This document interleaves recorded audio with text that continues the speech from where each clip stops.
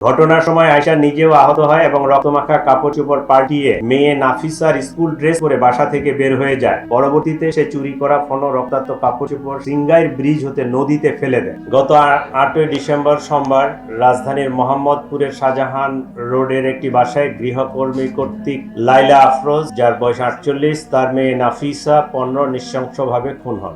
নির্মম ও বীভৎস এই ঘটনা সারা দেশে ব্যাপক চাঞ্চল্যের সৃষ্টি করে। প্রাথমিকভাবে জানা যায়, ঘটনার দিন সকাল 7:51 হতে উক্ত বাসায় গৃহকর্মী আয়েশা প্রবেশ করেন এবং 9:35 সময় সে বাসা ত্যাগ করে। ধারণা করা হয় এই সময়ের মধ্যে উক্ত নৃশংস ঘটনা সংঘটিত হয়েছে। এই ঘটনায় নিহত লাইলা আফরোজের স্বামী বাদী হয়ে মোহাম্মদপুর থানায় একটি হত্যা মামলা দায়ের করে। তদন্তে জানা যায়, সন্দেহভাজন গৃহকর্মী আয়েশা ঘটনার 3 দিন পূর্বে উক্ত বাসায় গৃহকর্মীর কাজ নেয়। কাজে যোগ দেওয়ার পূর্বে তার নাম, ঠিকানা, যোগাযোগের কোনো ফোন নাম্বার উক্ত বাসায় কারো কাছে ছিল না। সন্দেহভাজন আয়েশাকে শনাক্ত করার জন্য পুলিশ উক্ত ভবনের আশেপাশের সিসিটিভি ফুটেজ সংগ্রহ বিশ্লেষণ করে, কিন্তু কাজে আসা যাওয়ার সময় সে মুখ ঢেকে রাখত এবং তার চেহারা শনাক্ত করা সম্ভব ছিল না। এমনকি তার বাসার ঠিকানাও কেউ জানত না। এক পর্যায়ে আয়েশা সম্পর্কে কোনো তথ্য না পেয়ে মোহাম্মদপুর থানায় গত 1 বছরে গৃহকর্মী কর্তৃক চুরির ঘটনাসমূহ পর্যালোচনা করা হয়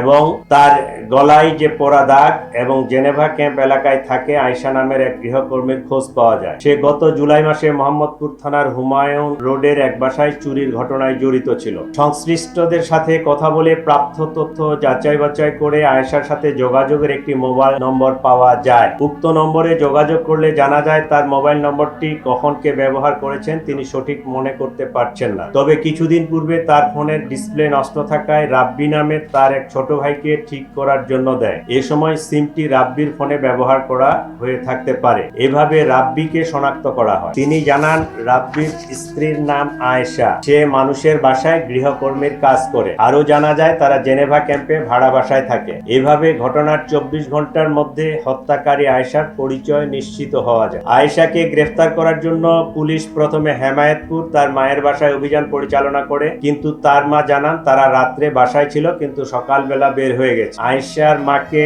নিয়ে পুলিশ রাব্বির মায়ের বাসাও যায়, কিন্তু সেখানেও তাদের পাওয়া যায়নি। তারা পুলিশকে জানায় আয়েশা ও রাব্বি বরিশালে গিয়ে থাকতে পারে।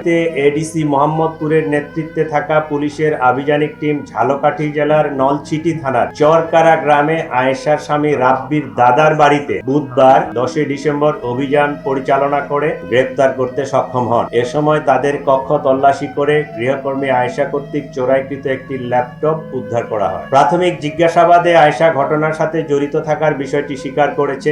একইভাবে জানা যায়, গৃহকর্মী নিয়োজিত থেকে চুরি করার অভ্যাস পূর্ব থেকেই তার ছিল। চাঞ্চল্যকর এই জোড়া খুনের কারণ অনুসন্ধানে আয়েশা বলে, কাজে আসার দ্বিতীয় দিনে সে বাসা থেকে 2000 টাকা চুরি করে। এ নিয়ে গৃহকর্ত্রী আয়েশাকে প্রশ্ন করলে তার সাথে গৃহকর্ত্রীর বাক বিতণ্ডা হয়। লাইলা আফরোজ আয়েশাকে পুলিশে দেওয়ার ভয় দেখান। চতুর্থ দিন কাজে আসার সময় আয়েশা বাসা থেকে একটি সুইচ গিয়ার চাকু নিয়ে আসে। ঘটনার দিন টাকা চুরি নিয়ে তাদের মধ্যে আবারও কথা কাটাকাটি হয় এবং ধস্তাধস্তির এক পর্যায়ে আয়েশা গৃহকর্ত্রী লাইলা আফরোজকে সুইচ গিয়ার দিয়ে এলোপাতাড়ি ছুরিকাঘাত করে। এ সময় তাদের মেয়ে নাফিসা তার মাকে বাঁচাতে এগিয়ে এলে তাকেও ছুরিকাঘাত করা হয়। ছুরিকাঘাতের ফলে অতিরিক্ত রক্তক্ষরণে মা ও মেয়ে দুজনেই মারা যান বলে প্রাথমিকভাবে প্রতীয়মান।